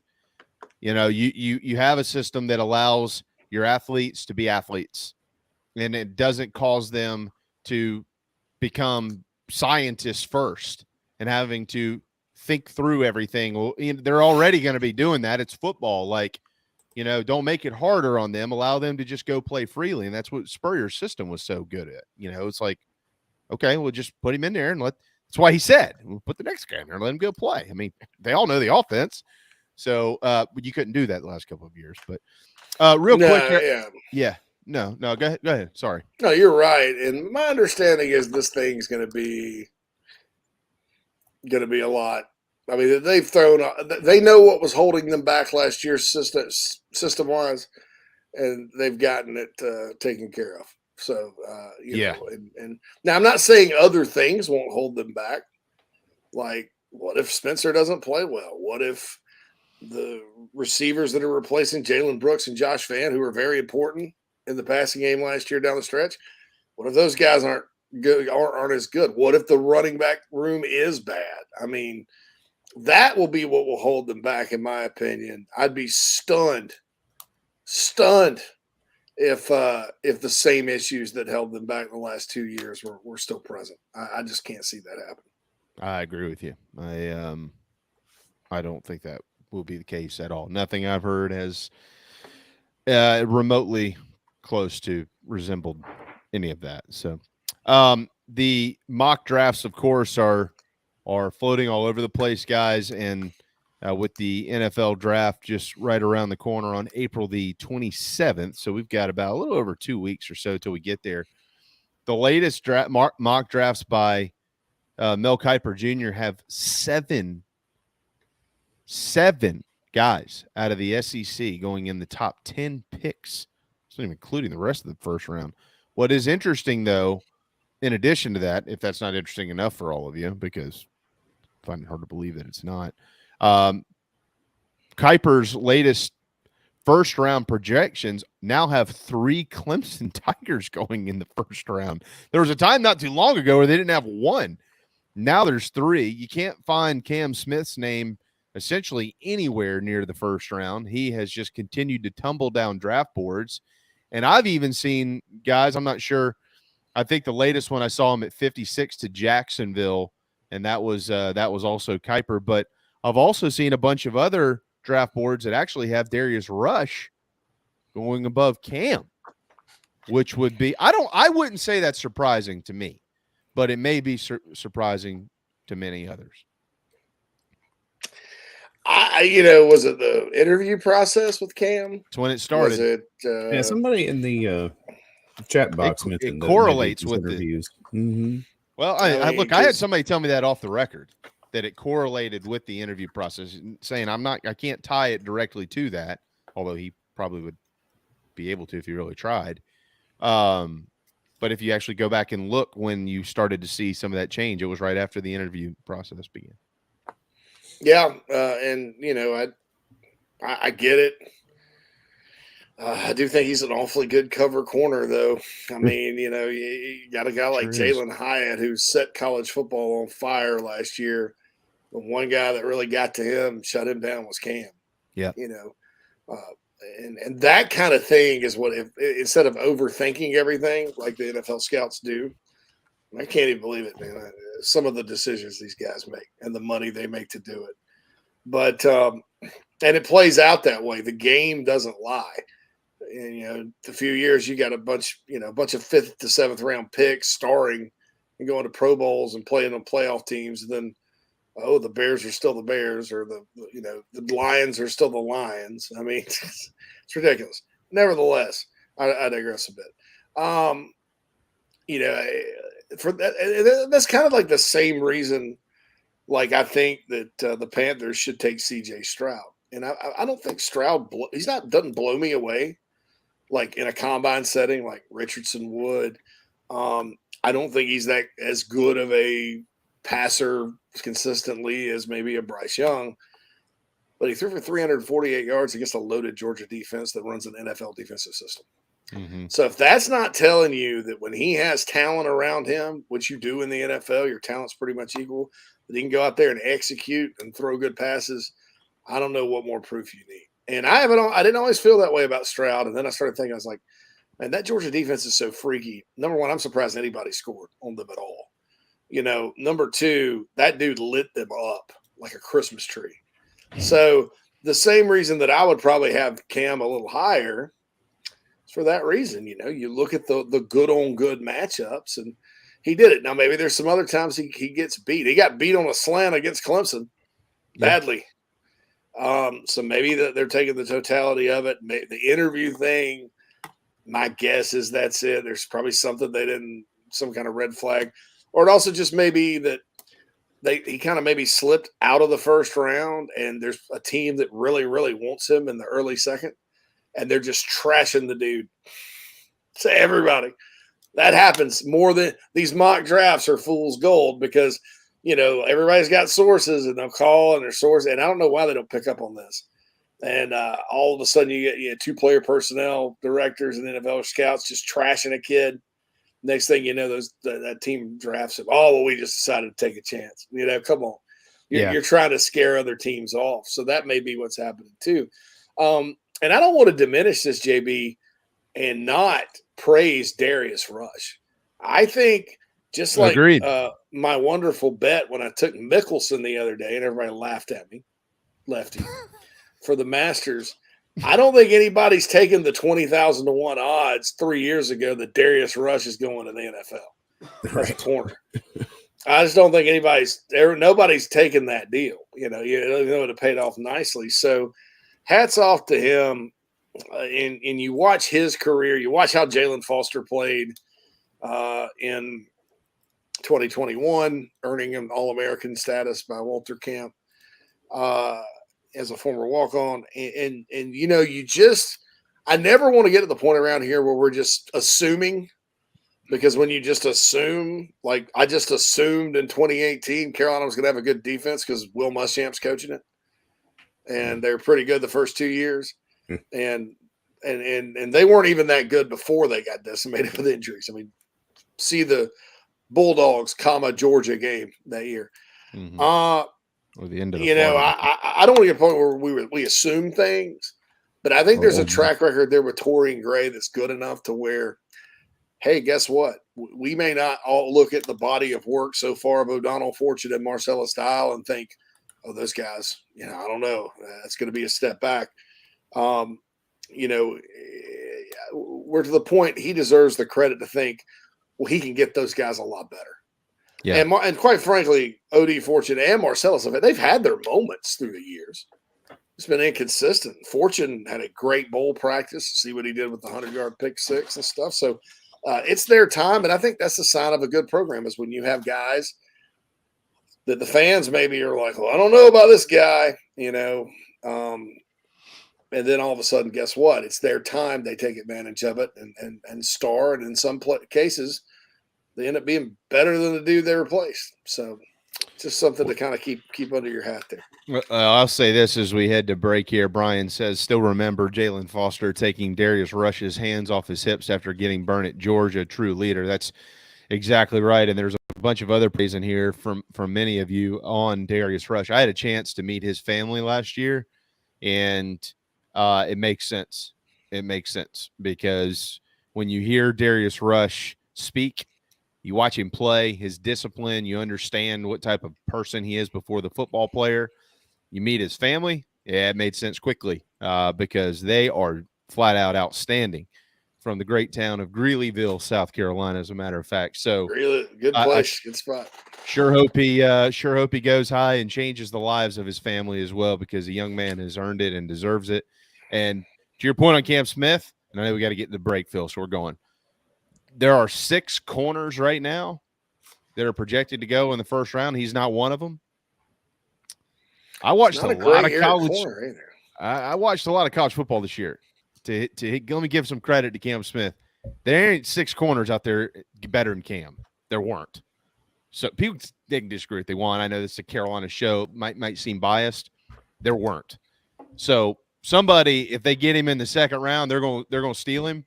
But hopefully somebody pays him and takes him in the first. So with that said, we will hit our final timeout, and we'll begin to wind down when we return on Inside the Gamecocks, the show from the Signorama Studios.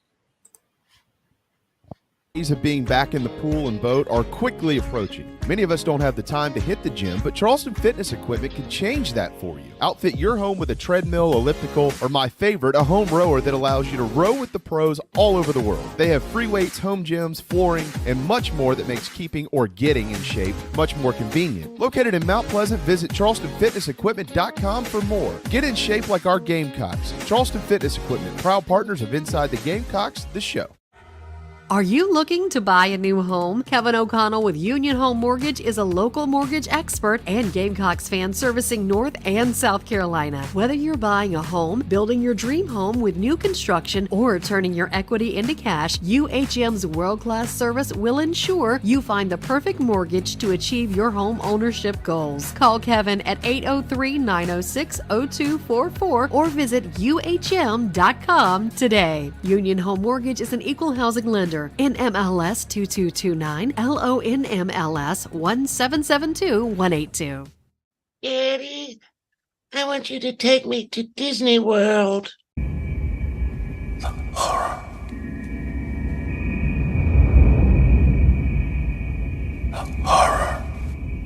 Calm down. JC is here.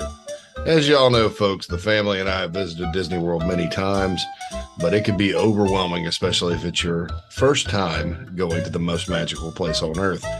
I highly recommend wherethisroadleads.com and my friend Cherie, a certified Disney vacation planner. That's right, the mouse has given her permission to book your family vacation hassle-free.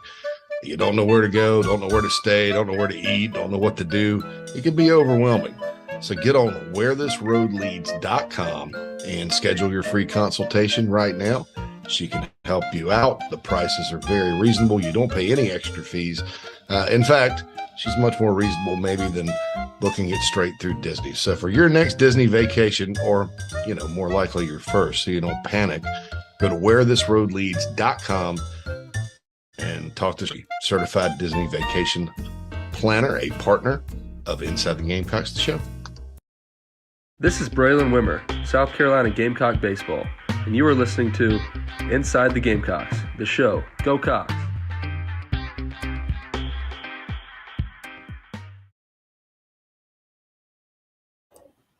Welcome back, everybody, to Inside the Gamecocks, the show presented to you by Express Sunrooms of Columbia. Get in touch with John and his team, 803-446-4662, to talk about how they can bring in some more sunshine into your life. Just fly through those numbers. I got it down pat. There you go. He's back. What did Corey say? He's back like cook crack. Here it comes. Everybody watch out. Phil's on the prowl. Classic Phil. Classic Phil. One of the great movies out there. By the way, I did watch the video of this kid. Final quick football note today. Marquise Henderson is visiting South Carolina from beautiful Honea, South Carolina. And as Hale McGranahan pointed out, that is from Hale McGranahan, by the way, on thebigspur.com. I did not hijack that information as my own. But it's been pointed out that he might be a little too small to play running back at this level. But let's just wait and see. He's 5'11", about 170 pounds now, and he doesn't graduate till 2025. But his video he is a quick cat. So certainly one to follow there. Any thoughts real quick on him, JC? You know much about him, Marquise Henderson? Really good athlete. I share the concerns with Hale size-wise, but when you're talking about that far in advance, I mean, you're going to probably want to replace Juju McDowell at some point, right? So, because you're going to have plays in there for him. So, yeah, I can see him doing it. I like that he's in state. Like the way he plays, like his game. I think if it's not at Carolina, he'll go somewhere and play really at a high level in college, and I think, this staff does a good job of getting in on guys like that and making sure they don't leave if they, kind of fit the criteria. So I think that's good. Sean asked about conference realignment. I'm assuming you're talking about the SEC schedule. I know they talked about it at the men's basketball tournament. My guess is, since we're getting kind of close to the meeting in Destin at the end of next month, they're gonna, as the SEC does, go for the big reveal, right? And I think unless they just have not come to a decision, which is possible, I've been told they're very close, but that was the last I heard about it. Then I think we'll know by the end of whatever, with as far as nationally goes. The Pac-12 still looking for their TV deal. I just don't know how valuable they are. I know San Diego State helped their cause to get into that league with their run of the tournament, but I just don't know about that. I think the Big 12 is going to walk out of all of this a winner, and we thought that conference was going to dissolve a few years back. So it's kind of weird, but that's kind of my latest on that. We, of course, are teed up by travelingcountryclub.com, the coolest club in the Carolinas. That is Waynesville, North Carolina in the background if you were watching our program. But there are courses everywhere now, including Mount Mitchell Golf Course up in North Carolina as well. But they've got the coast covered, too, from Myrtle Beach down to Hilton Head and everywhere in between. The Midlands, the Upstate.